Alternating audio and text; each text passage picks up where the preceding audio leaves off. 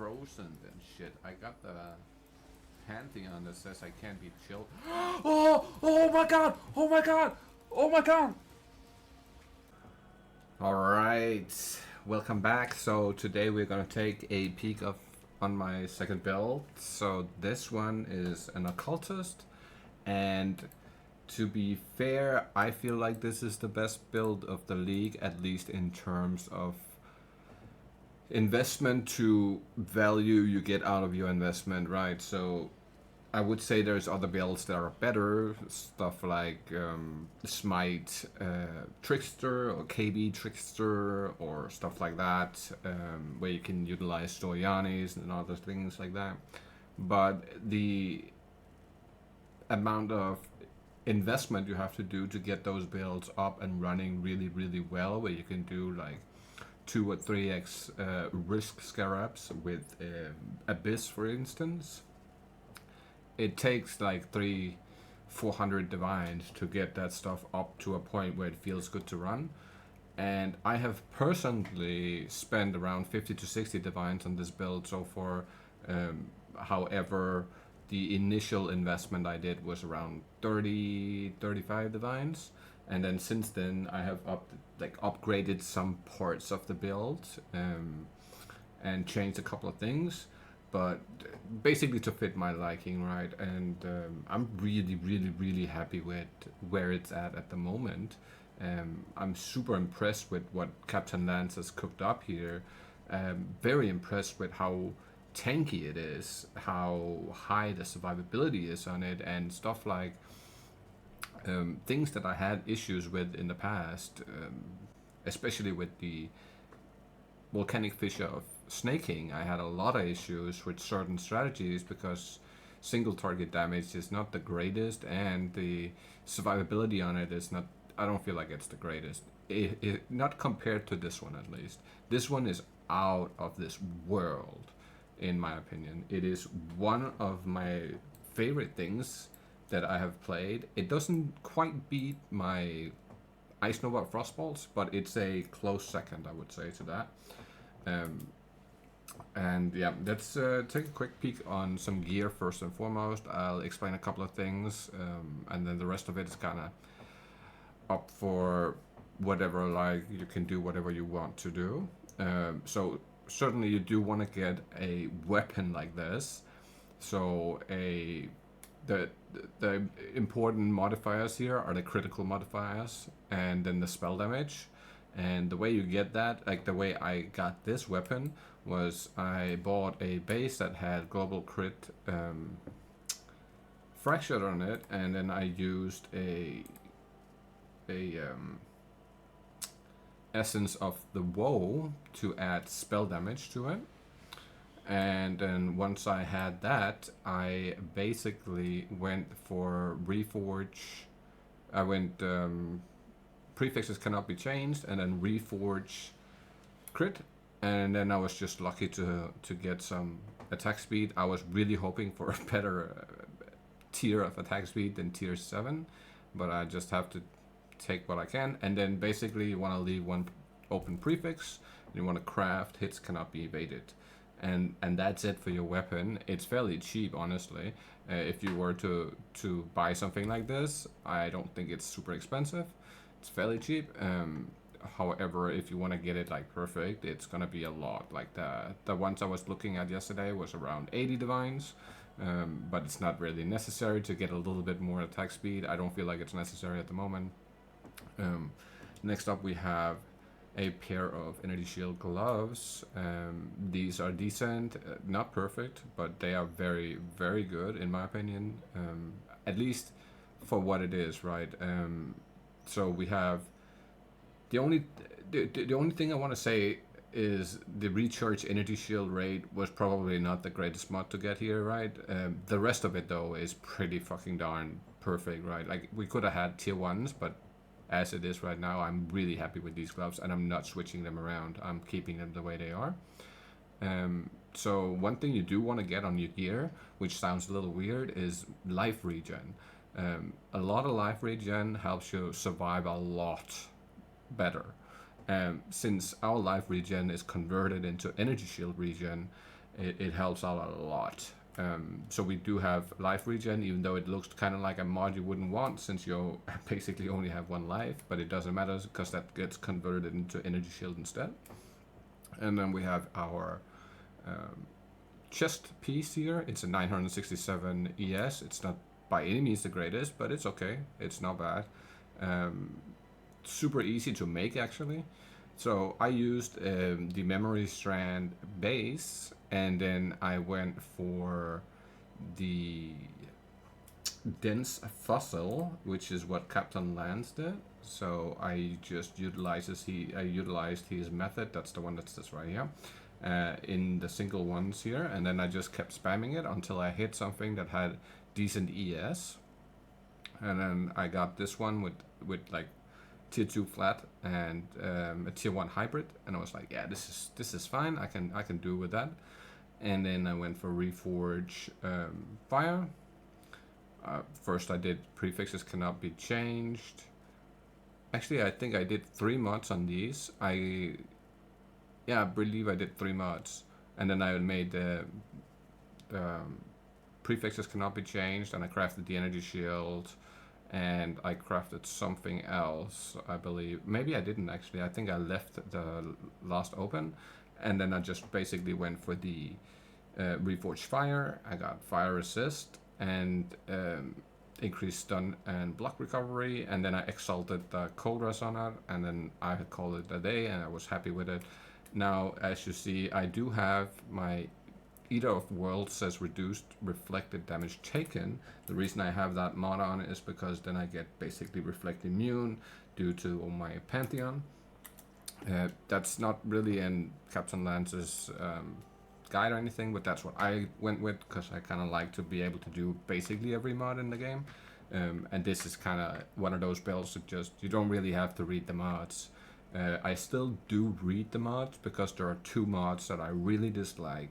One being volatile cores, and one being the drowning orbs. So the drowning orbs being the worst one for sure, because it's super hard to see them.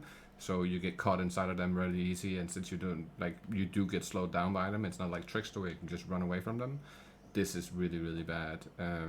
So I try to not do maps with that, but with Risk Scarabs, it just happens every now and then. Once it do happen, you just gotta keep an eye out.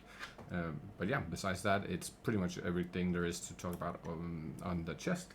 Now, Captain Lance went with a unique helmet. I went with a crafted helmet. I did the same idea here. I did the dense fossils. But this, oh no, I did not craft this one. I crafted the other one, which I did with dense fossils, and it's sitting on here. This one, and that was, I basically used this in the beginning, and then later down the line, I bought this for 1 divine.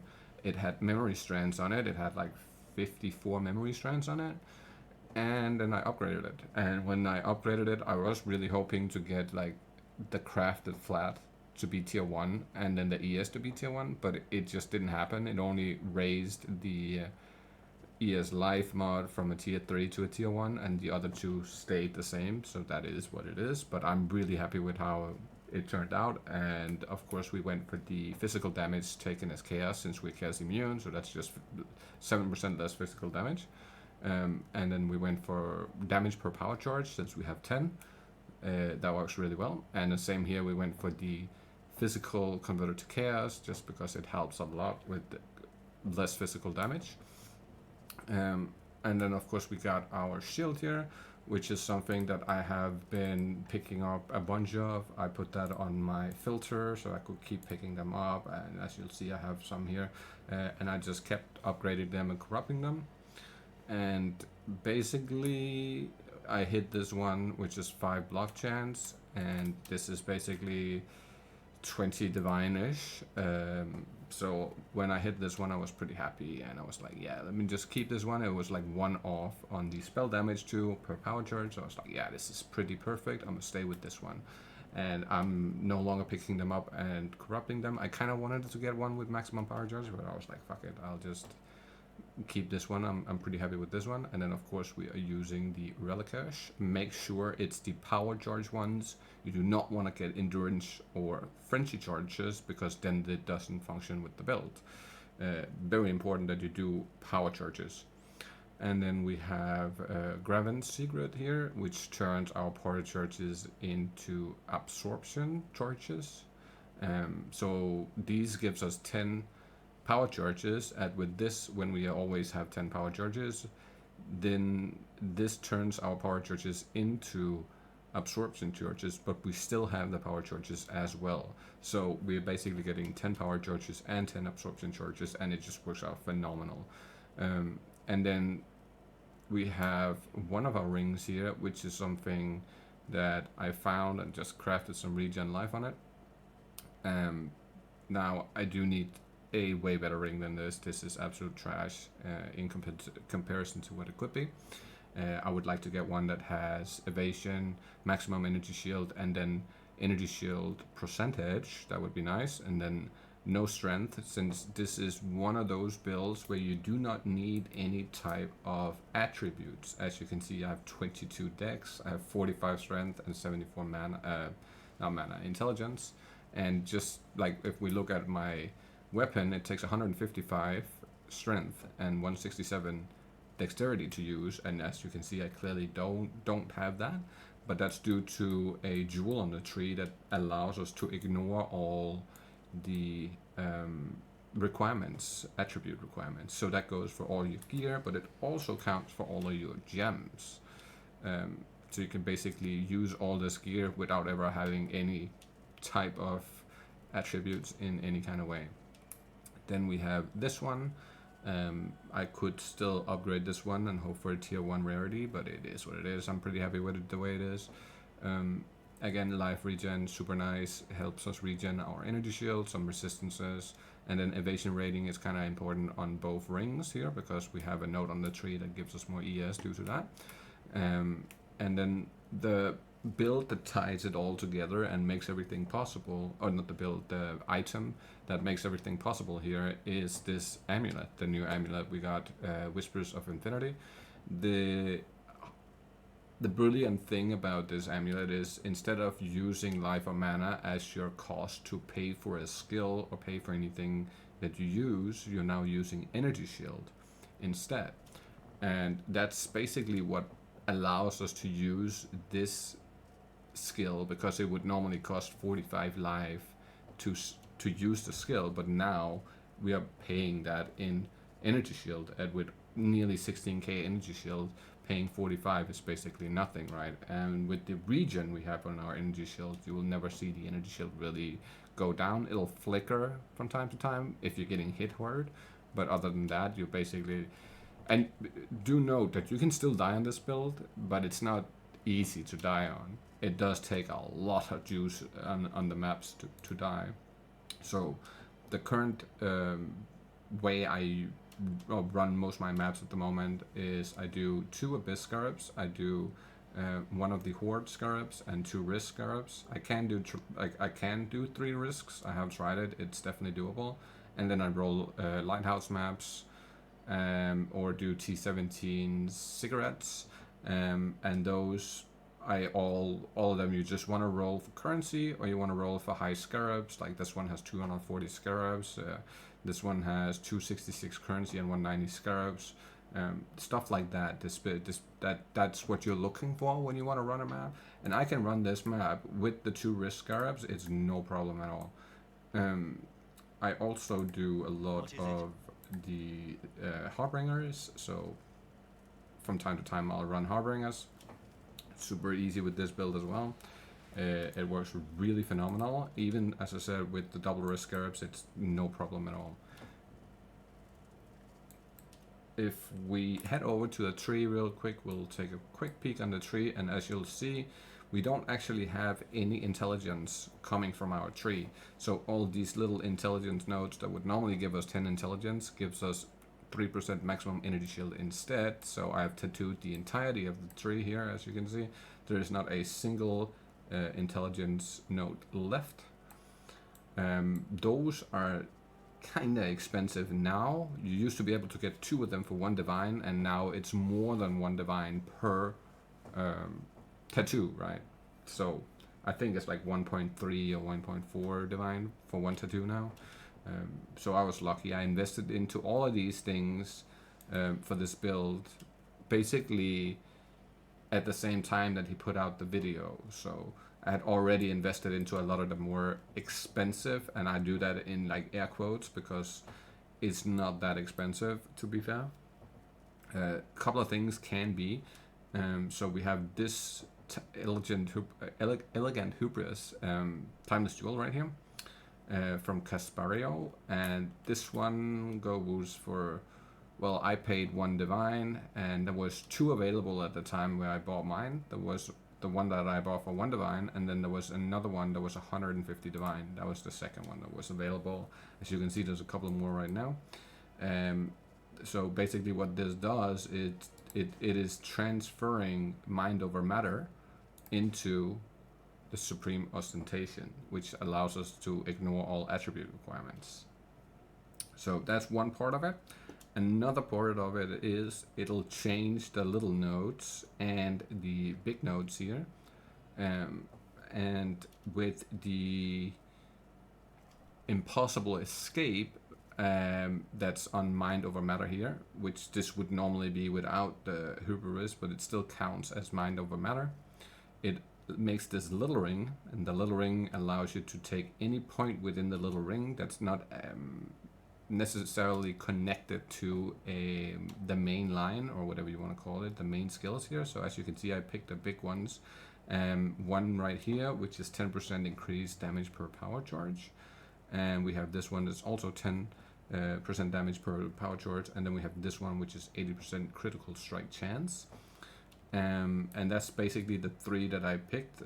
There's no others that I really wanted, so that's gonna be it for me. And then we have over here, we have a Watcher's Eye. This has also gone up in price quite a bit.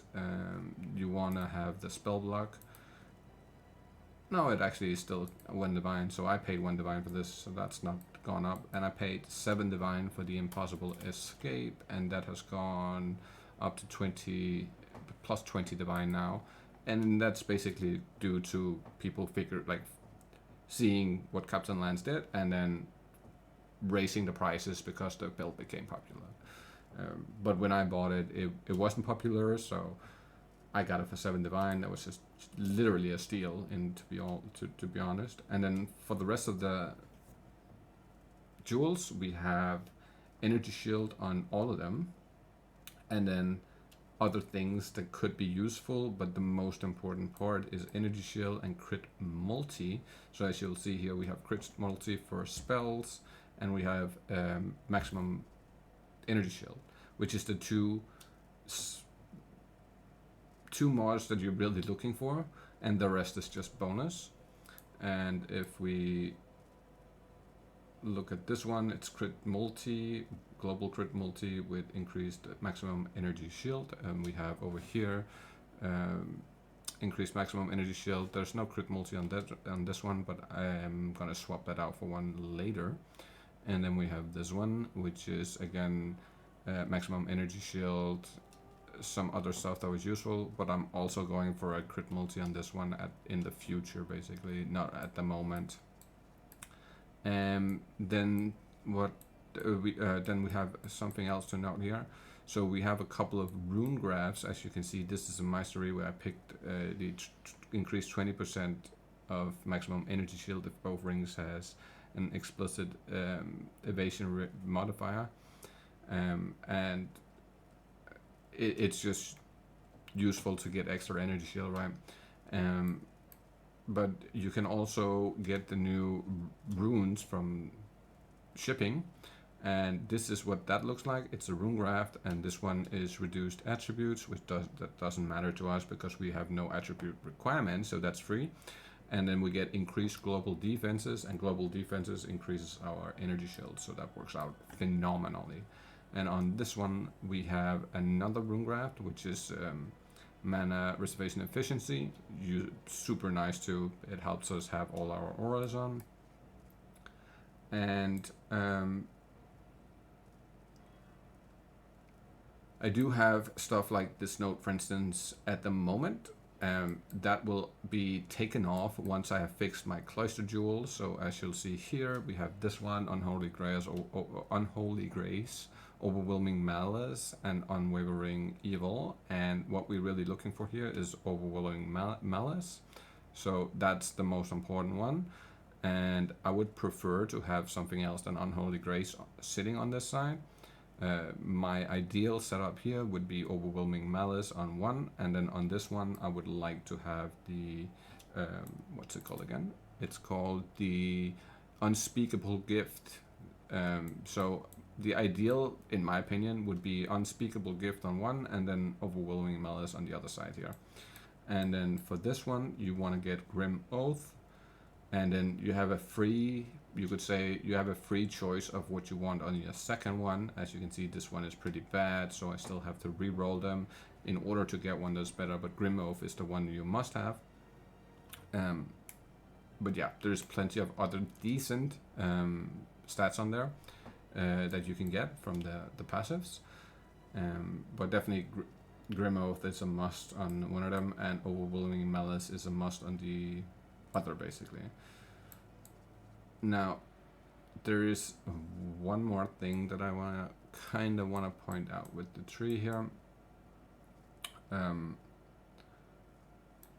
Wait, where is it?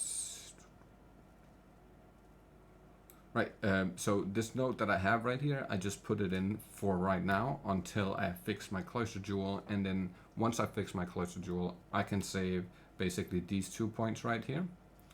And then this third point, I can add that over here instead, and then still have the jewel socket, and then I'll have 3 points left over.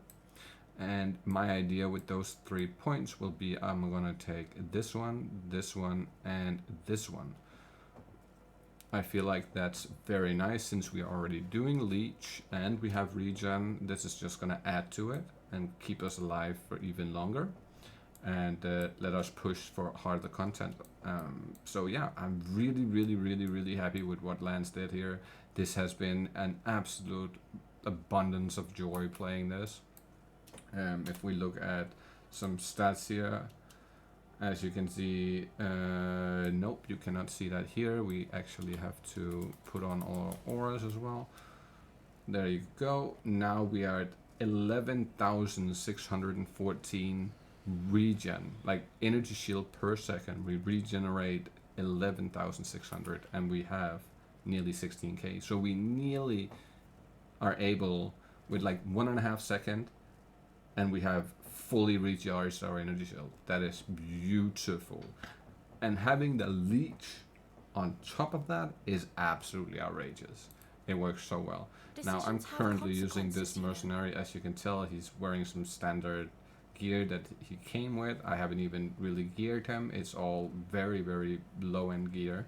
Nothing about this is good per se, and it's probably not the right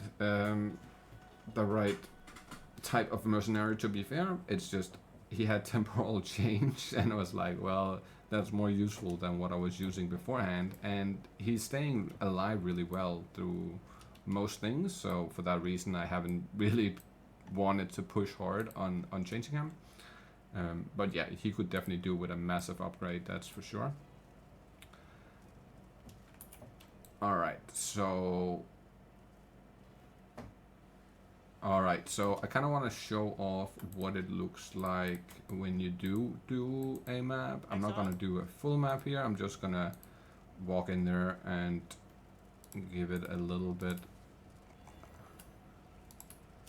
So what I usually do is I grab the chaos and I reroll until I hit a high currency. So for this one was 179, which I'm pretty happy with. I'm not going to go super hard on rolling these specific ones. Well, I'm going to reroll this one because the prolific statues are kind of annoying. They don't kill you or anything. It's just annoying because it slows you down like a lot. But so we're going to roll a little bit more for another high one.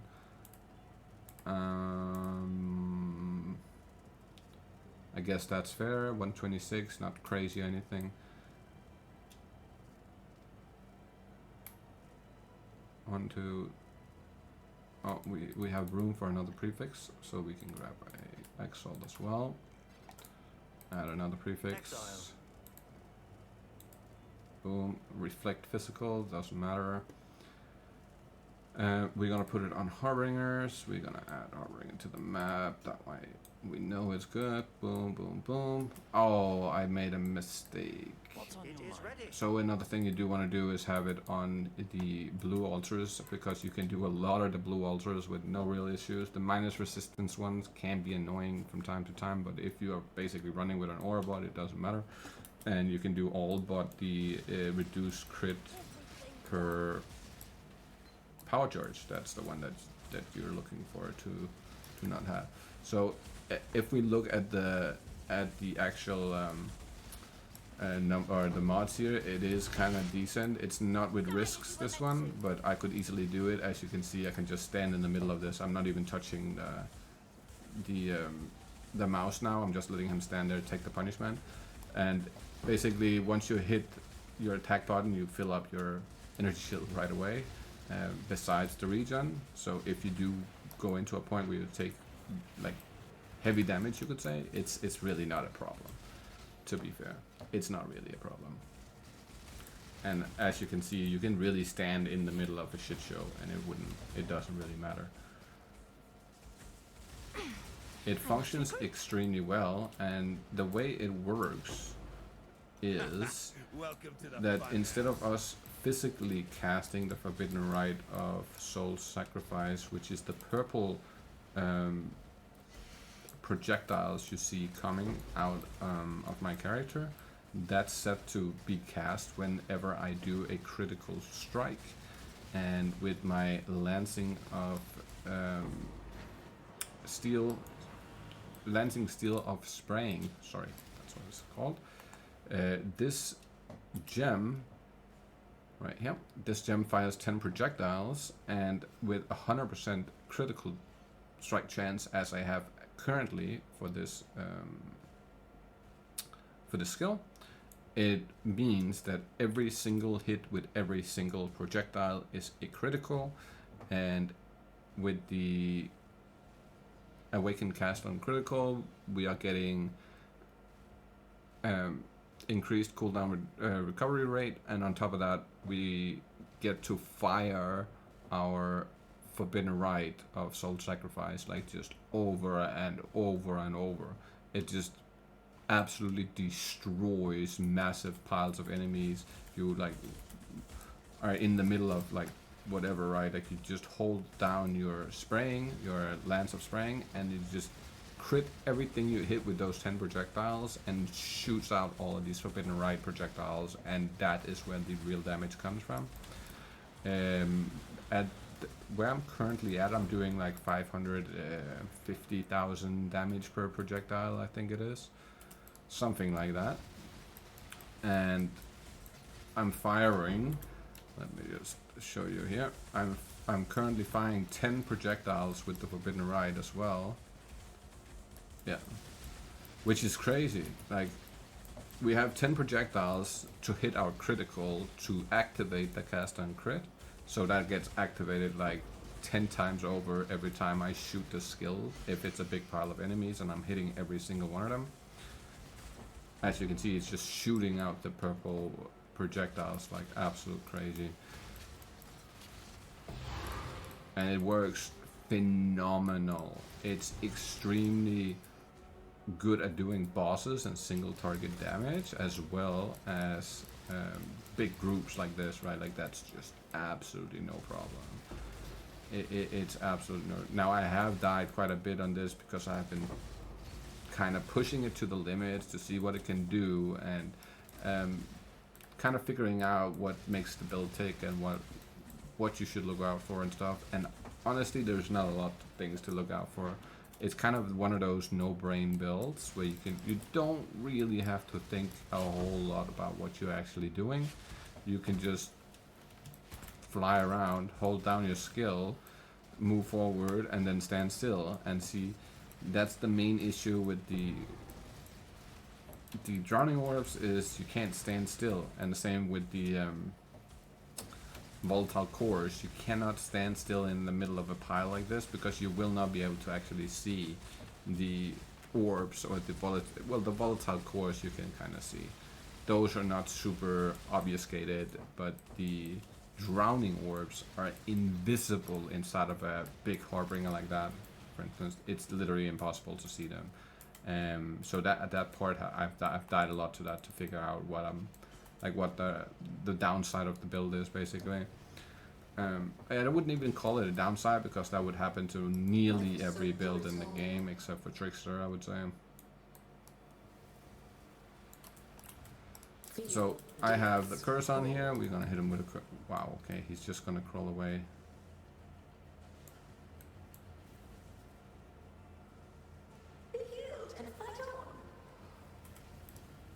But if we look right here, the damage is crazy. This is definitely one of those builds that I can highly recommend playing.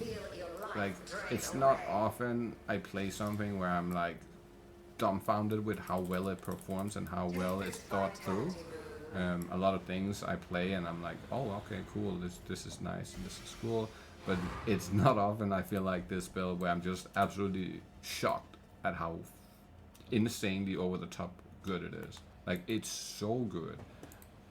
It's kind of almost unfair how good it is for how low of an investment you can get it for, right? Like, it's crazy to think about that I spent pretty much 3 or 4 times as much currency on my Berserker, and it's not even in the same conversation. The Berserker is like tier 10 maps, and it can easily do tier 16 maps, that's not what I'm saying, but in comparison to this, it would be like comparing tier 10 to tier 17, right? That's the comparison, literally. It's so good. So next up for me personally will be getting a better ring on here without strength, and I would like to get life regen actually on that. And then double corrupting these belts right here to hopefully get something crazy out of that. And I would not mind double corrupting this amulet as well. That would be absolutely sick. I would love that. Absolutely love that. One thing that I didn't personally know because it wasn't obvious is when you wanna anoint tranquility, it's not actually a skill that like most others where you just hover over it like this and then you can highlight it and see the exact oils you need to get it. It's a hidden one that's like, it sits right here but you can't normally see it, right? Like, it's not, if I go over here, there's no things outside of the skill tree, so you kind of have to know it exists in order to do it. But 1 prismatic, 1 silver, 1 gold, that's how you get that, just in case you were wondering. Now, last but not least, of course, we're using shield charge, momentum, and faster attack to move around. So that's basically our main movement skill. We'll be flying around the maps like this, just boom, boom, boom, whatever way you point your marker. What I like to do here is I like to press this and then make sure it's it always moves, right? So it doesn't matter how far off your marker is, it'll always just start shield charging in that direction where you're holding the marker, instead of it walking to a point where it can actually do the shield charge to the exact point that you had the marker. Same goes for my Frostblink. So I have Frostblink in case I need it. It's not something I use a whole lot. It's more to jump certain places or get out of a super sticky situation where I can't shield charge. I'll use this. Now I'm currently using the Frostblink of Wintry Blast, but you do not need that. It's just because I got it out of the laboratory, so I was like, why the fuck not? And then we have cast when damage taken, and we have Purified Flame on that one right here, and then we are using some auras, Tempest Shield, Arctic Armor. This is a Veil version. Discipline, we have Stone and Flesh, which is basically which is like this weird yellowish ring you see around me. That can basically swap around. It can either be on one side or the other, so either it's flesh or it's stone. If it's flesh, it's red. If it's stone, it has the yellowish color. And then we have Precision and Despair, and we have Mark on Hit with Assassin's Mark. And a very, very important thing that I fucked up in the early days was do not level up your Precision. Don't level it up. Just leave it at level 1. The higher the level of Precision, the more mana it reserves. It's not a percentage, it's a flat mana reserve. So 32, right? Like, and I only have 9 mana left. So if I level this just 1 or 2 more levels, I will not be able to use it. So for that reason, you just want to keep this at basically level 1. That's where it's at. For the main skills, we have Awakened, Cast, and Critical Support. This is a very, very useful and very nice skill. I would highly suggest using this one. It's roughly a 5 div gem, but it is so good. Then we have Greater Volley Support. We're using Forbidden Rite of Soul Sacrifice. So this one you need from the Laboratory. It's a transfigured gem. I have a video up on that if you want to know how that works. We have the Lancing Steel of Spraying. This is also a transfigured gem. So again, this is from Laboratory. You can either buy it or run it. Then we have Power Charge on Critical Support, and we have Increased Critical Strike Support. On the boots, we are running Immortal Call and Cast when damage taken. We have Efficacy, and we have more duration support. And that's basically it for the build. Well, we have a couple of bottles here. I'm using this 10 spell suppress right now, but to be honest, this could easily be changed for something else. But the phasing is the main reason I'm using it. I love phasing. I just love the fact that you can run through enemies. It helps out a lot. Then we have Avoid Chill Frozen, which I can easily change also. Then we have this one stays the way it is. I would like to get increased, like this one has increased effect. So that's the other mod I would like to get with the critical here. And then of course getting a tier 1 critical instead of this. Then we have this one, which is Avoid Being Stunned, super nice too. And we have the spell damage leaked as energy shield during this effect. And again, I would love to get the increased effect on that instead of the gain 2 charges when you hit by an enemy. That just so much easier getting, or it's so much better with the increased effect because it'll just make it better. We got this is the Onslaught Flask, this is Evasion, we have the movement speed, and we have the armor. Yeah, and besides that, I think that's it for the build. And to be fair, man, massive shout out to Captain Lance for this, because this has just been so enjoyable. And I'll leave the link for his video where he explains everything in deep, and also I'll leave a link for his POB, and I'll leave a link for my own POB if you just want to keep up with what I'm doing and you want to check my build out or whatever. It's fine. But yeah, definitely go show him some love, because it's not often you play something and you feel like it's an absolute gem or a diamond, right? Like, this feels like one of those times where I have literally not spent any currency for the longest time, and for that specific reason, we're currently sitting at 872 divine. Because I'm just not, I don't really have anything to spend it on anymore. I bought Progenesis and Headhunter for the other build. I bought all the things that I kind of wanted it. Now it's just down to leveling up gems and a couple of other things like that. This build performs so well. I have a lot of people, especially tricksters, be like, what? How the fuck are you able to stay alive in those maps? Because they're so rippy and they're like dying with like 20k ES. It's just the damage reduction on this. There's just so many aspects of safety to this build besides like having a big hit pool as well, right? With all of this ES and stuff like that. It's just a phenomenal build. I cannot believe he came up with this and how well it functions. It's so good. And I have never personally done Captain Lance build in the past of playing, because always, it's not like I haven't seen a build that I wanted to do, but it's always been like, oh, this is like 10 mirrors to do this. This is like fucking whatever mirrors to do, because it's so over the top. And I feel like this build is perfect. This build you can make with little to no investment. Well, not little, like not no investment. You're still gonna need like 60-ish divines to, somewhere in the 40 to 60 divines to get it off the ground. And then once it's off the ground, it's fairly simple to make all that currency back real quick. When I invested into this build, I had 35 divines. That was all I had on my account at that point.